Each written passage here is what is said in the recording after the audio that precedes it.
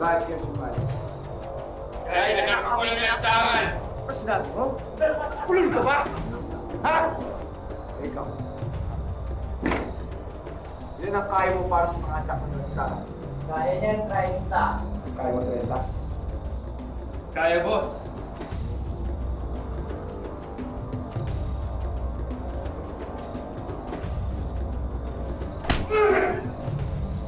Ano, kaya mo ba? Kaya pa! Siya pala kita. Alam ko ba 30 kaya? Mahina ka pala eh. Ano, kaya ba? Tol, kaya mo ba? Kaya ba? Oo, kaya ba yan? Kaya yan. Kaya ko ba?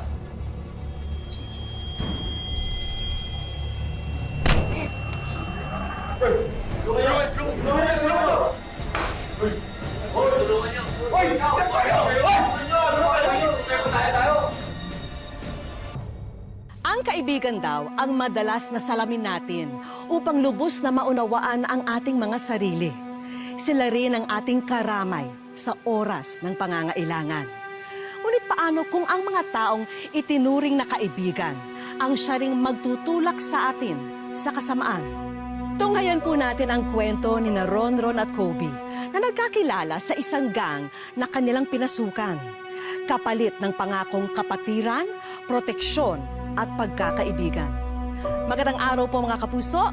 Ako po si Vicky Morales at ito ang Wish Ko Lang.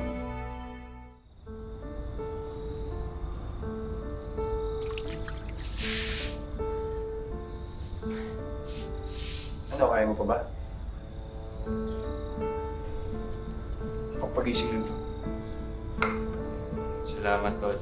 Welcome sa tropa, tol! Isa ka na sa mga anak mo sa akin. Kala ko di nyo na ako kukunin eh. Ba't naman hindi? Ikaw lang ata yung pumayag sa 30 paddle. Pagpanakot lang namin yun. Pero seryoso, ba't ka sumali dito? Para may makasama. Nung namatay kasi tatay ko, pakiramdam ko, mag-isa na lang ako. Hindi ka nagkamali ng sinalihan mo. Dito, may karamay ka. May kapatid ka. Walang husga sa'yo. Bawal ang boring. Lahat gagawin natin. Kakampi natin ang lansangan. Kaibigan natin si kamatayan. Ano, Tol? Handa ka na ba sa pinasok mo?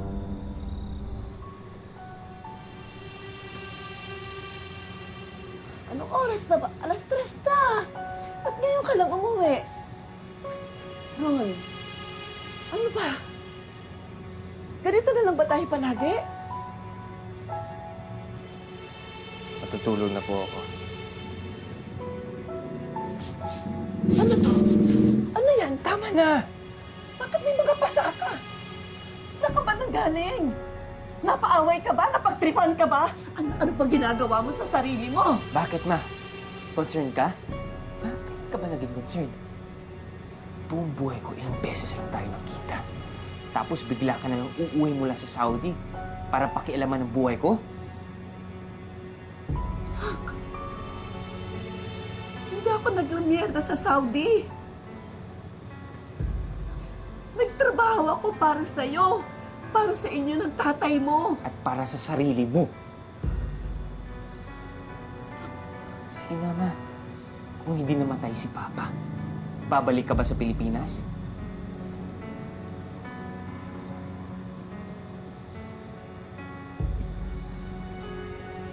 Ano? Hindi ka makasagot. Kasi kala mo lahat nadadaan sa pera. Pero ma, kahit kailan, hindi ka naging nanay sa akin.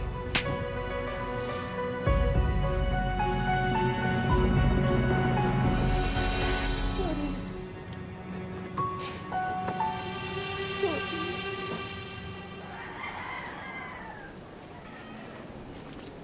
Ano yung cellphone mo? Ano yan? Bigay mo sa akin yan. Huwag kang gagalaw, huwag kang mag-iingay. Akin na. Tol, anak ako ng lansangan. Ano ngayon? Kala mo takot ako sa inyo? Wala akong kinakatakutan, pare. kita, ha? Ang problema mo, ha? Napapatusin mo yung kaibigan ko? Alam ba to ng leader mo? Pare, labas ang grupo dito, ha? Labas ang grupo? Labas ang grupo? Kung labas ang grupo dito, hindi pwede nitang gripuhin ngayon. Gusto mo ba yan? Hindi. Baka gusto mo balik yung cellphone ko. Ito na. O, bago eh. Mag-sorry ka. Mag-sorry ka! Sorry. Hindi na. Sige. Chupe. Go. First time mo ba yung kanina? Ha? Guling nga ako sa kanya. Sinabi ko na nga anak ko ng lansangan pero kinuha pa rin yung cellphone ko.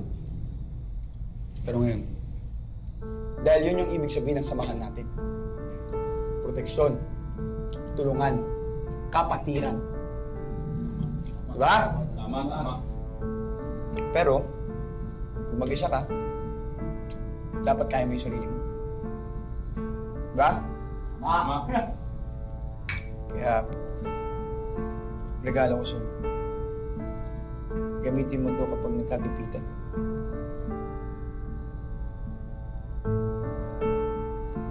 Pero mas masarap ang kwentuhan, kaso wala nang alak eh. Popcorn nila ba? Oo. Bili ka na. Kaya, alak lang pala gusto mo eh.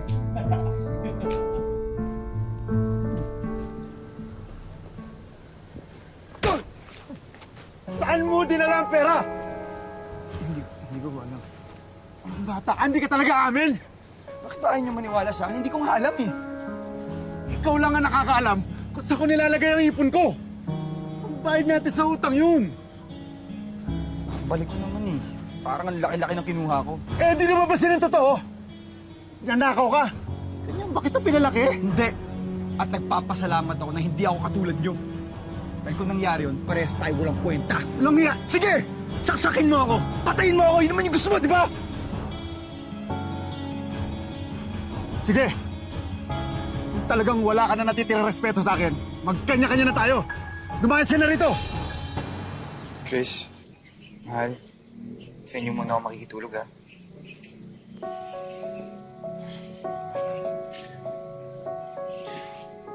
Ano ba kasing ginawa mo? Alam mo, hindi. Umuwi ka sa bahay mo. Kausapin mo yung tatay mo. Gusto ko lang yung tulungan magbago. Pati ba naman ikaw? Totoo naman eh. Anong mapapala mo sa ganyan-ganyan ka lang? Ba't ba ganyan yung tingin nyo sa amin magkakagrupo? Demonyo. Mahal, bakit ba hirap na hirap kang tanggapin na walang patutunguhan tong samahan nyo? Tignan mo, puro basag ulo lang yung inaabot nyo dito. Girlfriend ba kita o nanay? Tinutulungan lang kita. Hindi mo ako tinutulungan. Pinapakailaman mo. Alam mo kung ganyan ka, dito ka na lang. Kasi ang labo mong kausap. Tol, gusto mo dun ka na lang sa bahay? Si mama lang naman yun nandun eh. Ayos lang ako dito, Tol. Basta, huwag ka mabibigla pag bigla na ng sumulpot.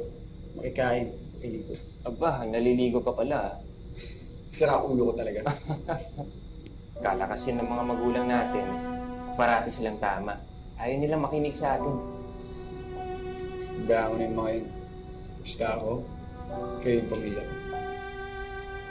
Tol! Susugurin tayo ng grupo ni Jack! Andito! Tara!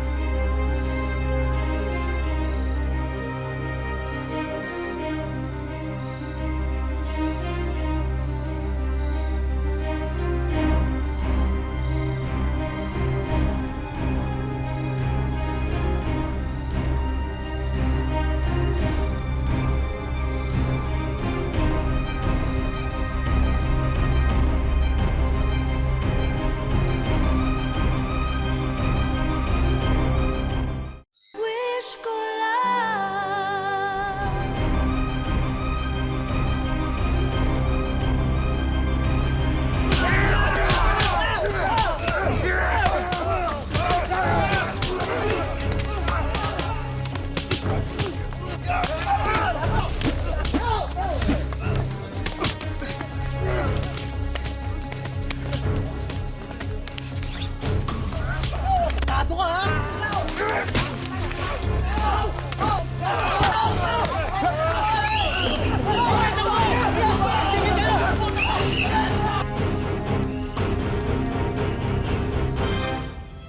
Dahil sa namuong alitan ng dalawang grupo, lumaki ang gulo na humantong sa isang gang war. Marami sa kanila ang nasaktan at nasugatan. Kabilang narito sina Ronron at Kobe. Ngunit sa kabila nito, hindi pa rin sumagi sa isipan nila na telikuran ang kanilang samahan. Sa halip, lalo pa nitong pinatatag ang kanilang kapatiran. Sino pong may gawa nito? Pahuli na natin yung mga yan. Sinabihan ko na kayo. Tigilan niyo na kasi yan. Sila naman yung nagsimula eh. Ayaw matatapos sa pinaggagawa ninyo. Hanggang kailan niyo ba gagawin to?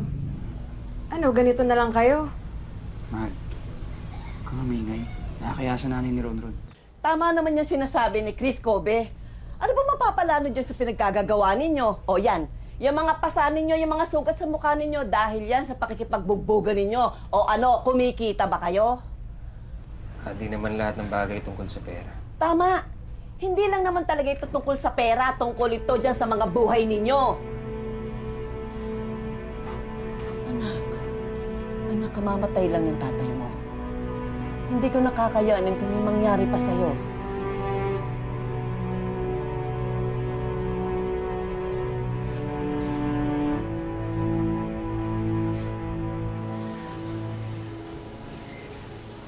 Saan gusto kumain? Sagot ko. Hindi ako nagugutom, Kobe. Kobe? Chris, ano ba talaga yung problema? Ito na naman tayo. Chris, hindi ako manghuhula. Ano ba talaga yung problema? Hindi mo naman kailangan maging manghuhula para malaman mo kung ano yung problema. Kobe, ilang beses na kitang pinagsasabihan. Walang mabuting idudulot yung grupo mo. Ano may mabuti? At ano yung masama? Ano, hihintayin mong mamatay ka?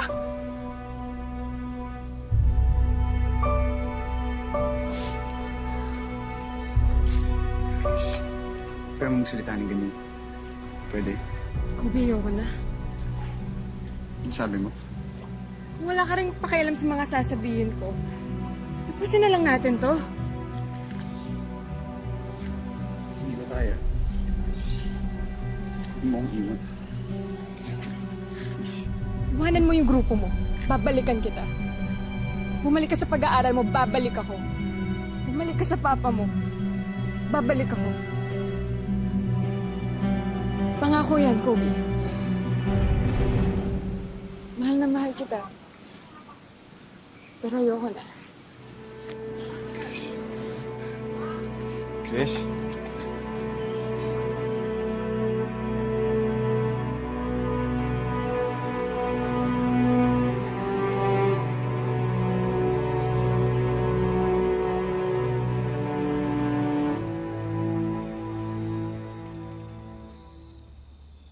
Oy, Dre!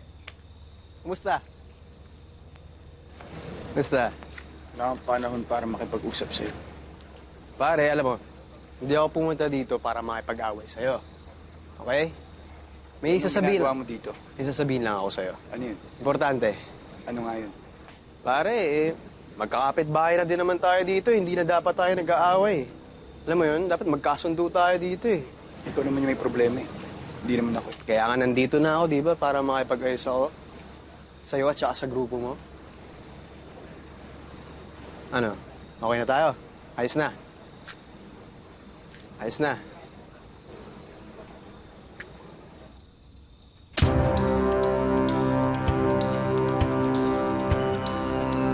Diba sabi ko sa'yo, hindi ako pumunta dito para makipag-away. Pumunta ako dito para tapusin ka, ha? Ano? Ano? Tumayo ka dyan! Tumayo ka dyan, hoy! Ganyan ka lang pala eh. Ang kwenta to. Bahala ka na.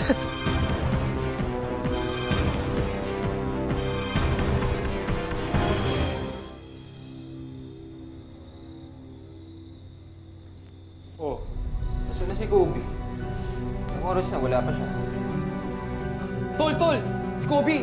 Nagripuan ni Jake! Bilis! Mukhang malalang tama eh! Tara!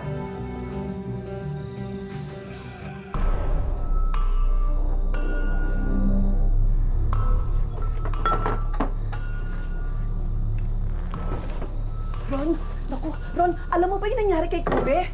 Naku naman, anak, kanina pa kita hinihintay. Ano ba hinahanap? Ano yan? Saan ka pupunta? Ano gagawin mo? Ma, tabi. Teka! Hindi ka aalis, dito ka lang. Sinaksak yung kaibigan ko na walang kalaban lang. Tapos yung gusto mo, dito lang ako. Sige, ako na lang saksakin mo. Total, hindi ka naman nakikinig sa akin eh. Sige, ako na lang nasaktan mo! Ako na lang nasaktan mo! Ron, sandali! Ron! Ron!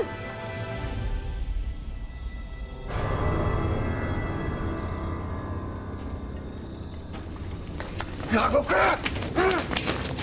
Gago ka! Gago ka!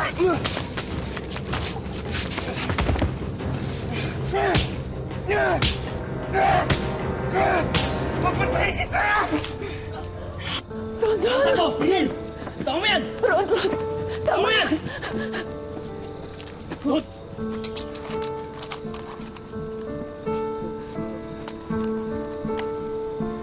Bakit, ma?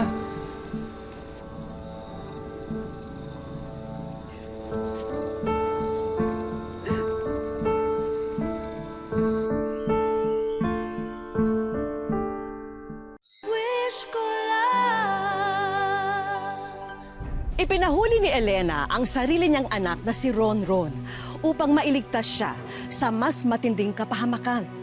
Batid kasi ng ina na kapag hinayaan niya si Ronron sa mga ginagawa nito, mas lalo pang mababao ng anak sa iba't iba pang uri ng krimen. Hoy, kanina ka pa dyan. Bilisan mo!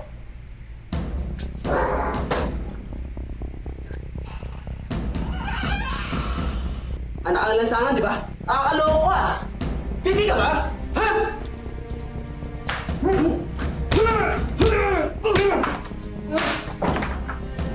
Ikaw, anong ka? Pare, tinan mo nga! Baka may parak! Ano, nalaban ka ba? Ha?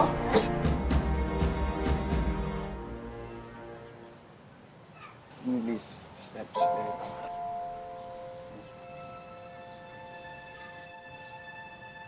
Tol, buti nakalabas ka na. Kala ko kasi napaano ka na eh. Tol, salamat ah. Sinabi sa akin ni Chris yung nagawa mo kay Jack. Pero alam mo, Tol, dapat hindi ko na ginawa yun eh. Tingnan mo, damay ka pa. Nandilib kasi yung paningin ko, Tol. Parang may kitang kapatid eh. Ayaw kong naagrabyado yung pamilya ko. Kumusta na yung grupo? Kumusta na sila? Wala na. Nagkalasa na sila. Wala na palang mga anak ng lansangan. Ron, hindi naman sa panghihimasok, pero siguro pagkatapos ng nangyari sa inyo, time na rin para magbago kayo. Oo nga, Tol. Talikurin na natin sila. Hindi naman nila tayo tinuring bilang pamilya eh. Ron, nandito lang kami ni Kobe para sa'yo. Kaibigan ka pa rin namin. At saka, nakausap ko yung mama mo nung isang linggo. Halos araw-araw siyang nasa simbahan, pinagdadasal ka. Oo nga, Tol. Bumalik na tayo sa maayos na buhay. Tropa pa rin naman tayo eh.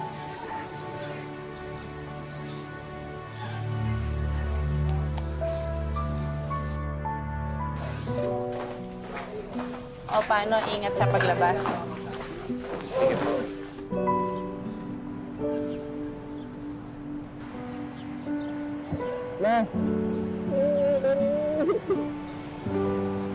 Ma, sorry sa lahat ng nagawa ko at nasabi ko sa'yo.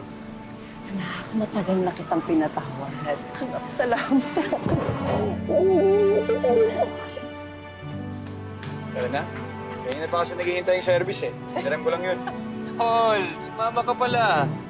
Di ba sabi ko sa'yo, Tol? Tropang walang iwanan. Tara na. Tira.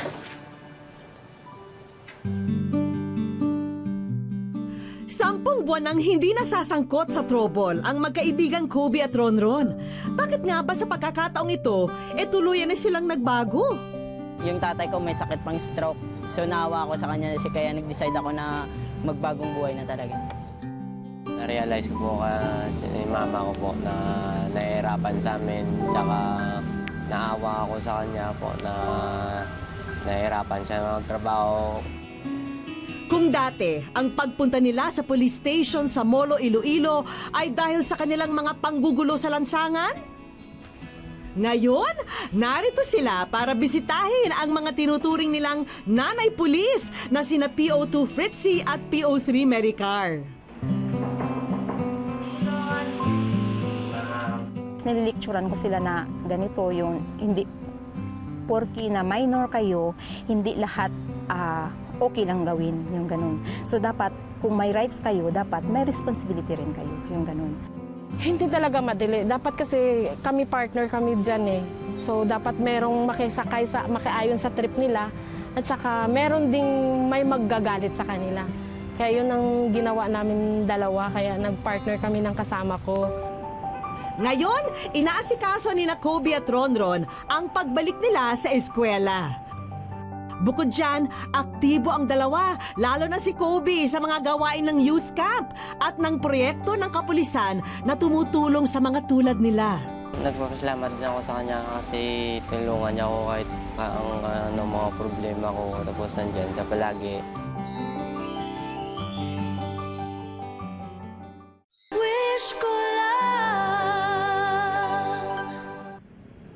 Linggo ngayon at siyempang may practice ang grupo ni na Kobe at Ronron para sa first Iloilo City Inter-District Street Dance Competition sa darating na Agosto. Siyempre, full support ang mga nanay pulis nila. At habang break time, pinakita nila ang mga litrato ng iba pang mga gawain at proyekto na sinalihan ng dalawa. Nagre-represent ng ma'am, Project Bong na about sa ngayon sa mga bullies. Katulad namin na bullies rin kami dati. Ano ibig sabihin ng Bong sa Project Bong? Bringing order to the nemesis of God. Dahil dyan, isang mensahe ang pinarating ko na sa kanila. Hello, Kobe at Ronron! Nakarating sa amin ang kwento niyong magkaibigan at kung paano niyo nagawang piliin ang mas tahimik at maayos na buhay. Nakakahanga ang inyong pagbabago, kaya sa araw na ito, gusto ko kayong parehong sorpresahin dahil kayo ay nasa Wish Ko Lang. Ano masabi niyong dalawa? Na-surprise, ha? Ano masabi niyo? Maraming salamat po. Pido mo ikaw. Sabi niya, nagpapasalamat daw talaga siya kasi napansin din sila. Kasi noon daw, lagi na lang daw sila napapansin sa mga ginagawa nilang masama. At least ngayon daw may bumati na nagbago sila. Papasalamat po ako kasi dati ano lang kami, sinasabihin, ay, sila, mga grupo, wala yan, wala kaming patungo sa buhay, sabi nila dati. Ngayon, alos, hindi na namin mabot. Nasa wish ko lang namin. Tara na nga at silipin ang inyong mga regalo.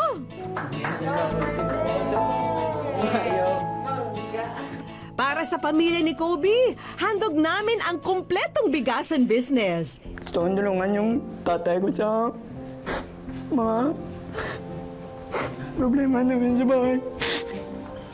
Papasalamat ako sa wish ko lang, ma'am. Tsaka yung dalawa kong nanay, ma'am, kasi hindi sila nagsasawang tumulong sa amin kahit hindi nila kami tinutulungan pa rin kami nila. Nagpapasalamat ako sa kanila kasi naging pangalawang nanay ko sila, ma'am. Regalo naman namin kay Ronron ang educational assistance. Makatapos po ako at matulungan ako sa mama ko po na nagpahirap sa ibang bansa para sa amin magkakapatid po. At para makatulong sa mga research nyo sa eskwela while on the move kayo, handog namin ang tigisang tablet with pocket wifi. O Ron, check mo na nga kung maayos na gumagana ang tablet mo. Dahil may espesyal na surprise message pa riyan mula sa mga taong balita namin ay iniidolo nyo. Para kay Ronron, walang iba yon kundi ang point guard ng Hinebra, ang El Teniente na si L.A. Tenorio. Hi Ronron, balita ko madalas kang manood ng mga laro ko at especially ng Barangay Hinebra. Maraming salamat and galingan mo sa pag-aaral mo, napaka-importante yan. Be a good example to others, yan ang importante. So, good luck sa'yo and hope to meet you soon. Thank you po. Tsaka sana rin po makakita kita. Kaya excited din si Kobe sa pagkuha ng tablet niya. Siyempre, hindi naman papahuli ang The Crunch Man na shooting guard ng Beerman na si Alex Cabagnot sa pagbati sa kanyang fan. Thank you, Kobe, for always supporting the San Miguel Beermen. We had a great time in Iloilo. Continue to be good. Continue to do good. God bless always. Idol mo si Baby Labs. At syempre, may souvenir silang pinadala para sa ating mga bidang boys. Idol, inspiration to. Yung mga Baby Labs. Idol, thank you rin. Inspiration. May bonus din na bagong basketball shoes para sa inyo. Bagay ba? Kailanman ay hindi dapat natin hayaan ang mga pagkakamali sa nakaraan na diktahan ang ating kasalukuyan at hinaharap. Tulad na lamang ni na Ronron at Kobe na ginamit ang lakas ng kanilang pagkakaibigan upang magbagong buhay. At sila'y patunay na lahat tayo ay may kakayahang magbago. Hanggang sa muli mga kapuso, ako po si Vicky Morales at ito ang Wish Ko Na.